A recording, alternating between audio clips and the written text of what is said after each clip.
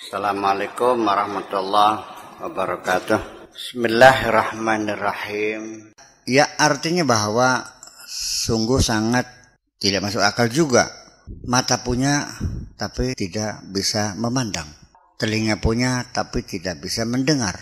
Hati punya tapi tidak bisa memahami. Ulaika kal'anam. Pada karo sapine kita. Balhum adallu, bahkan lebih sesat lagi daripada binatang ternak.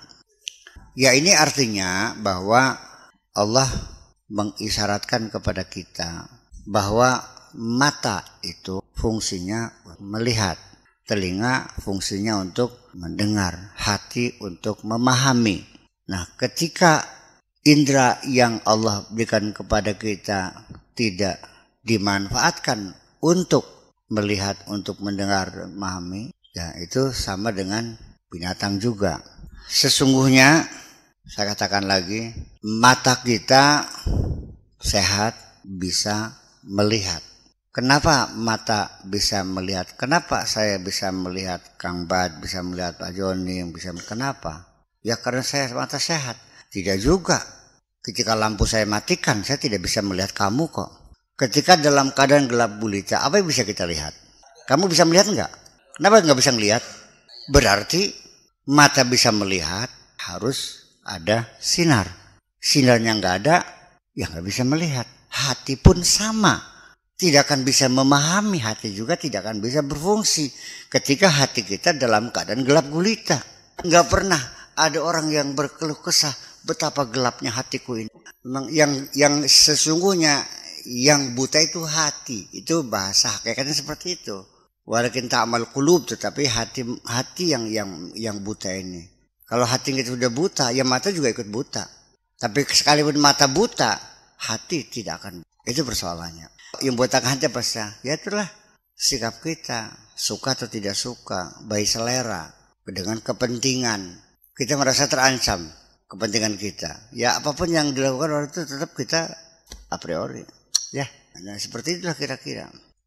Jadi makanya sesungguhnya nanti yang menjadi pusat penilaian kita, Allah bagaimana menilai kita. To the point, wallahu yatawalla bisarair. Allah akan langsung melihat hati kita. Saya menduga nanti persoalan berapa banyak amal seseorang, ya kan gitu, berapa banyak sedekah orang itu tidak akan dilihat. Karena terlalu banyak orang yang miskin, orang yang bodoh, yang tidak bisa sedekah, tidak bisa ngaji, tapi hatinya baik kok. Ini kan menjadi kenyataan.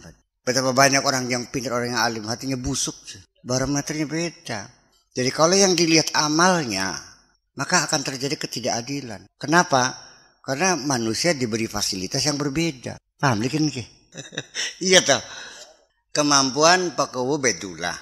2 mobil truknya papat. Jabatan jadi Pak beli ke Man Kadim. Ya sejen. Iya kan? Maka jangan dikira bahwa Man Kadim tidak bisa bikin gapura-gapura, tidak bisa bikin masjid, tidak bisa bikin madrasah. Ya tidak ada fasilitas. Kubu duduk, liwan duduk, lebih duduk. Ngomongan berkurang, buru-buru mikirin masyarakat. Nah makanya kubu dulu jangan merasa bangga, merasa aku lebih hebat dari Man Kadim. Tidak akan dilihat itu semuanya.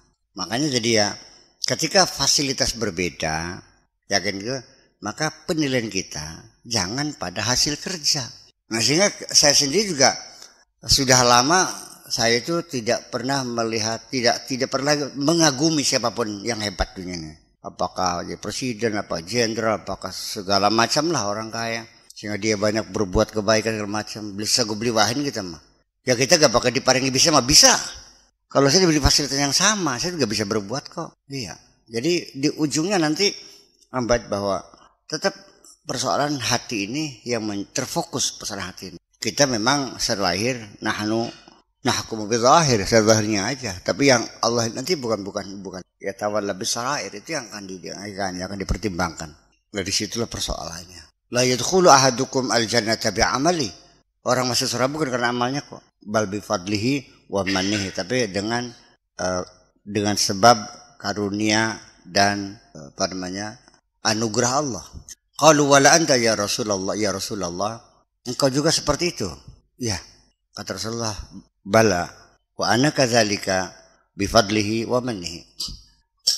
Aku juga masuk surga nanti itu bukan karena amalku, ya karena karunia Allah saja.